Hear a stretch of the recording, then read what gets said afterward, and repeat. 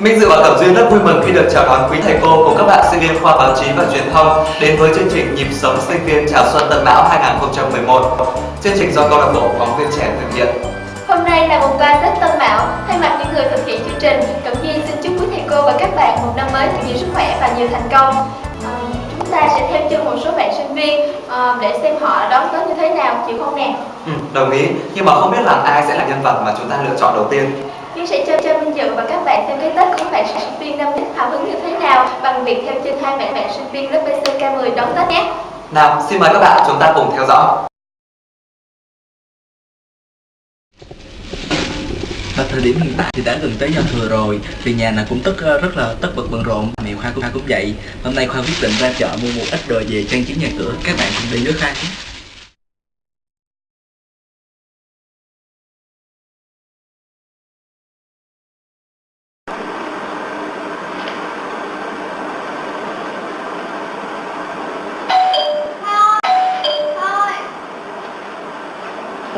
Bữa nay cảnh tổ sao qua thăm tôi?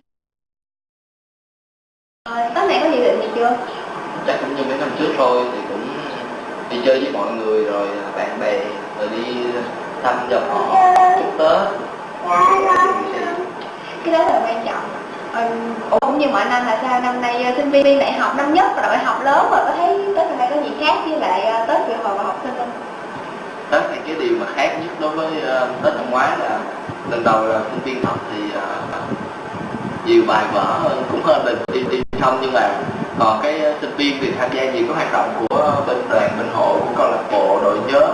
Như Khoa thì vô câu lạc bộ của nhân viên phóng viên trẻ, thì của khoa báo chí thì phải tham gia nào là đi chơi phụ mọi người, rồi diễn, rồi làm phụ mọi người làm kịch bản, rất nhiều chuyện bận rộn, chắc tới ngày gần Tết không mới rảnh. Vậy là cũng bận rộn ghê á, mà không sao, trời Tết nhất vậy mới vui. Và đặc biệt á là Tết sinh viên đại học á, nó còn kỷ nhiều hơn hồi phổ thông nữa, vậy mới có cái để nói. Thôi mẹ đưa tôi đi về chuẩn bị bánh Tết rồi. Thôi có gì còn làm gì nữa thì làm tiếp công việc mình đi ha. Rồi có gì ăn chơi Tết thì nhớ rủ tôi nghe chưa? Rồi ăn rất nhẹ nha.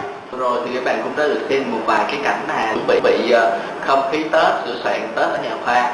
Và nhân dịp năm mới sắp đến thì Khoa cũng xin chúc tất cả các thầy cô, anh chị em và các bạn khoa báo chí truyền thông, các mọi người trong câu lạc bộ phóng viên trẻ, câu lạc bộ MV, câu lạc bộ Đom Đóm Tên và câu lạc bộ Trung Kim có một năm mới thật là vui vẻ, thành công, hạnh phúc và may mắn.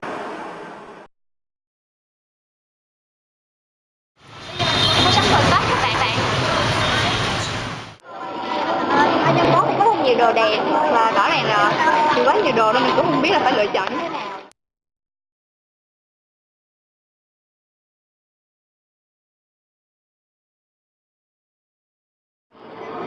Mình nghĩ hôm nay cũng đã gần đủ đồ rồi, có lẽ mình nên đi về nhà.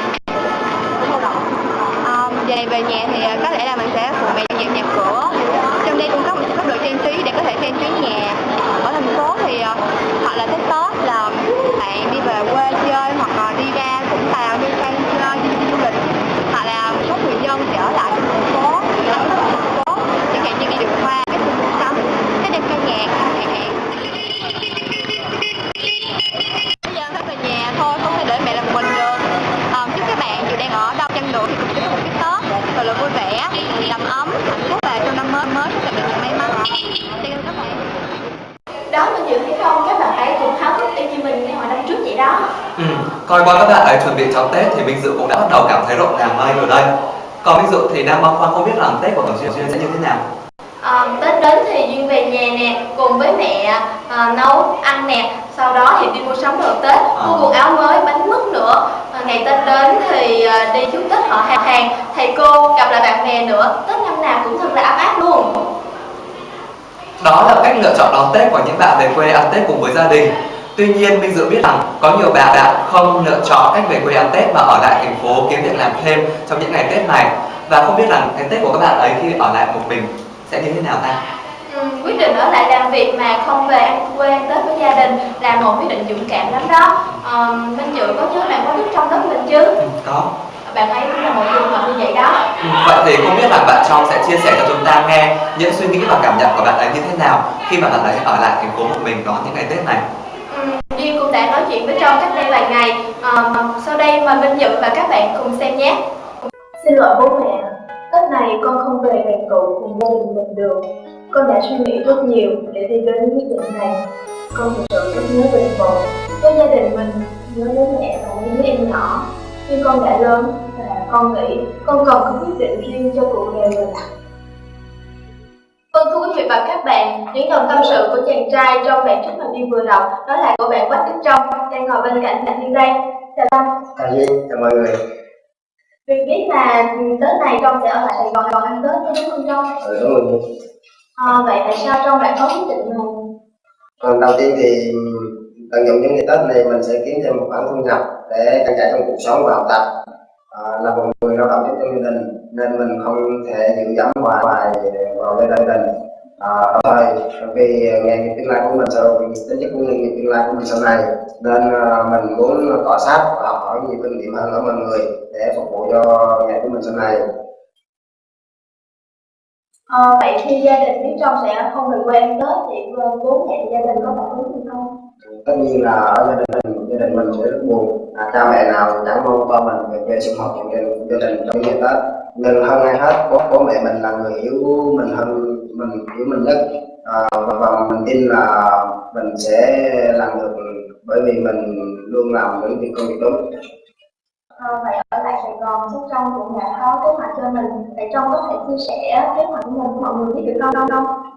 Đầu tiên thì mình những ngày trước Tết mình sẽ tranh thủ đi phụ dọn dẹp nhà cửa, sẽ đi làm phục vụ cho mọi người, rồi để nên mục tiêu của mình là muốn làm những công việc cọ sát với mọi người, học hỏi giao lưu với nhiều với mọi người, nên mình sẽ làm tại công viên Nước Đầm Sen. Đó mình sẽ học hỏi nhiều nghiệm hơn ở mọi người. Vâng, chắc chắn đó là một cái Tết thật khác, khó khăn hơn, nhưng chúng ta sẽ có một Quách Đức Trong trưởng thành hơn. Cảm ơn Trong và chúc Trong một năm mới với mọi điều tốt lành. Cảm ơn Duyên và chương trình Sống Sinh Viên đã tạo điều kiện cho mình được giao lưu và chia sẻ những tâm sự của mình. Chúc mọi người có một cái Tết hạnh phúc an lành ở gia đình và quê hương của mình.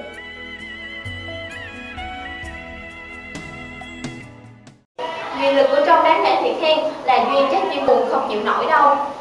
Thì đúng là ở lại đón Tết một mình thì cũng buồn thật. Tuy nhiên như bạn Trong có chia sẻ thì ở lại đây chúng ta vừa có thể kiếm việc làm, tăng thêm thu nhập, lại học hỏi được rất nhiều những kinh nghiệm cho cuộc sống sau này nữa. Như vậy thì mình mới có thể trưởng thành được, đúng không? Đó, Minh Nhật thấy chưa, người ta còn không được về quê ăn Tết nữa. Minh Nhật được về quê ăn Tết với gia đình, vậy mà còn là chán với không chán. Dự thế rồi, qua câu chuyện của các bạn BCK10 cũng như là bạn Trong thì mỗi người sẽ cho mình một cách đón Tết khác nhau. Minh Dự thì có biết rằng có nhiều bạn sinh viên lựa chọn cho mình những cách đón Tết rất là đặc biệt và ý nghĩa nữa đấy. Minh Nhật kể cho Duyên nghe thử xem nào. Vậy thì bây giờ Cẩm Duyên cũng như tất cả các bạn hãy cùng nghe Minh Dự kể câu chuyện của các bạn ấy nhé. Khác với đa số những sinh viên năm nhất chọn cách đón Tết cùng với gia đình, Võ Thành Danh, sinh viên năm nhất khoa báo chí và truyền thông, quyết định đón Tết bằng cách tham gia chiến dịch Xuân Tình Nguyện 2011. Danh sẽ cùng các chiến sĩ khác tham gia những hoạt động tình nguyện thật nhiều ý nghĩa. Mình tham gia chiến dịch Xuân Tình Nguyện năm nay là để đầu tiên là để biết cái đời sống sinh viên nó như thế nào khi tham gia một cái chiến dịch nó tương đối là lớn như vậy.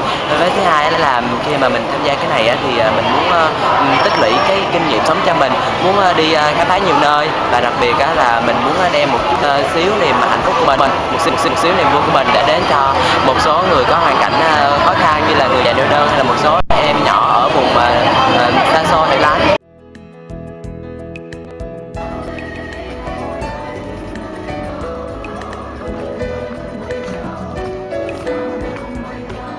Khi đi Xuân Tình Nguyện thì mặc dù là thời gian để dành cho gia đình ở Tết thì nó không được nhiều, nhưng mà gia đình mình vẫn ủng hộ, bởi vì hy vọng rằng là sau khi tham gia chiến dịch này thì mình sẽ trưởng thành hơn và có thêm nhiều kiến thức để sau này có cuộc sống tốt hơn.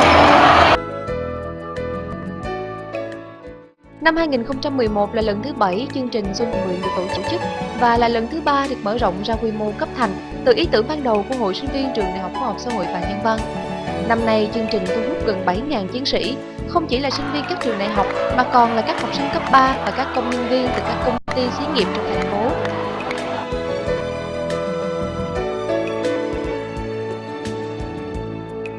Chương trình Ngàn bánh chân xuân, một hoạt động độc đáo và gây được tiếng vang trong chiến dịch những năm qua, vẫn sẽ được Trường Đại học Khoa học Xã hội và Nhân văn phát động thực hiện. Hơn 400 chiến sĩ sinh viên của trường sẽ cùng đóng góp và thực hiện hơn 1.000 chiếc bánh chưng để gửi tặng các mái ấm, trung tâm bảo trợ trẻ em, các xã huyện nghèo tại thành phố Hồ Chí Minh, Bình Phước và Bà Rịa Vũng Tàu. Ngoài ra, ở mỗi địa phương, mỗi nhóm phụ trách còn có những hoạt động ý nghĩa khác. Năm nay thì tụi mình đi xuân tình nguyện ở Đồng Phú, tỉnh Bình Phước. Thì đây là một địa bàn tương đối khó khăn, vì vậy là bên nhóm mình có phải tổ chức quyên góp như là đặt bàn quyên góp ở trường, rồi đi quyên góp ở một số trường cao đẳng đại học trong khu vực này nữa, để hy vọng là có một chút xíu quà Tết cho đồng bào ở đây. Ngoài ra thì tối thì cái chương trình tối thì tụi mình còn có tổ chức một số đêm văn nghệ nữa, nên là có tập diễn một số tiết mục văn nghệ nhỏ. Gác lại niềm vui của bản thân để đem lại niềm vui cho những người thiếu may mắn. Với lựa chọn này, chắc chắn Danh và các bạn sinh viên tham gia chiến dịch sẽ có một cái Tết thật sự khó quên. Hy vọng các bạn ấy sẽ giữ mãi trong mình sức trẻ và những nhiệt huyết này, để những trái tim tình nguyện sẽ tiếp tục đem đến những mùa xuân thật ấm áp cho mọi người. Đúng thì là ý nghĩa. Chắc bây giờ các bạn ấy vẫn đang bận rộn với công việc tình nguyện của mình vậy ha? Đúng rồi đó. Thay mặt cho những người làm chương trình thì Minh Dự và Cẩm Duyên xin gửi một lời chúc may mắn đến Danh và nhóm tình nguyện của bạn ấy. Chúc cho chiến dịch Xuân Tình Nguyện năm nay sẽ thật hiệu quả và nhiều thành công nhé.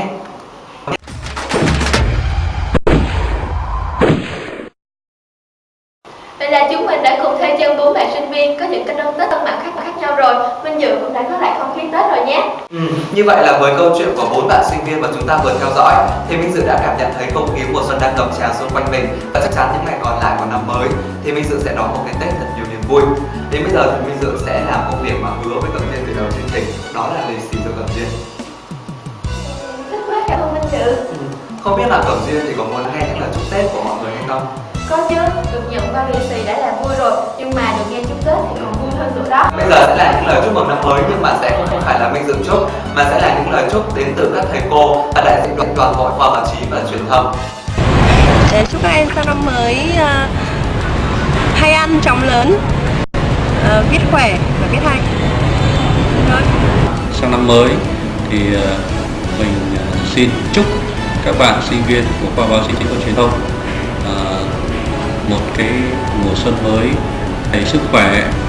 Chúc các bạn bút lực dồi dào để có thể đảm đương được các cái môn học và tạo cho mình cái hành trang tri thức tốt khi bước chân vào cuộc sống. Nhân dịp năm mới, thay mặt cho ban chấp hành đoàn khoa, em xin chúc thầy cô khoa báo chí và truyền thông nói riêng, thầy cô trường mình có một năm mới an khang và vui vẻ. Chúc các bạn sinh viên có một mùa xuân ấm áp bên gia đình và người thân sau một năm xa nhà. Một mùa xuân mới lại về, thay mặt Liên chi hội khoa báo chí và truyền thông, mình xin chúc tất cả các bạn sinh viên có một năm mới an khang thịnh vượng, tiếng cười hạnh phúc, học hành thì luôn tấn tới, gia đình thì luôn tấn tài, tấn lộc, tấn bình an. Năm mới đã đến thì hy vọng rằng các bạn sẽ cống hiến sức trẻ của mình để đưa hoạt động của khoa ngày càng đi lên. Một mùa năm mới thật an lành, hạnh phúc và nhất là tiền vô như nước sông Đà, tiền ra nhảy dọc như cà phê phin các bạn nhé. Xin cảm ơn những lời chúc ý nghĩa đến từ quý thầy cô và đại diện đoàn hội khoa báo chí và truyền thông. Minh Dự cũng xin đại diện chương trình gửi đến mọi người những lời chúc mừng năm mới thật nhiều hạnh phúc. Chúc quý thầy cô thật nhiều sức khỏe, luôn là những người truyền lửa đầy đam mê. Chúc đoàn hội khoa báo chí và truyền thông sẽ lèo lái thật thành công những hoạt động trong năm tới. Xin chúc các khán giả đang theo dõi chương trình một cái Tết thật ấm áp và nhiều niềm vui. Cẩm Duyên và Minh Dự phải chia tay các bạn ở đây rồi. Mọi ý kiến đóng góp và phản hồi, quý vị và các bạn vui lòng gửi về địa chỉ email clb@phongvientre@gmail.com. Còn bây giờ thì Minh Dự và Cẩm Duyên xin nói lời chào tạm biệt và chúc mừng năm mới.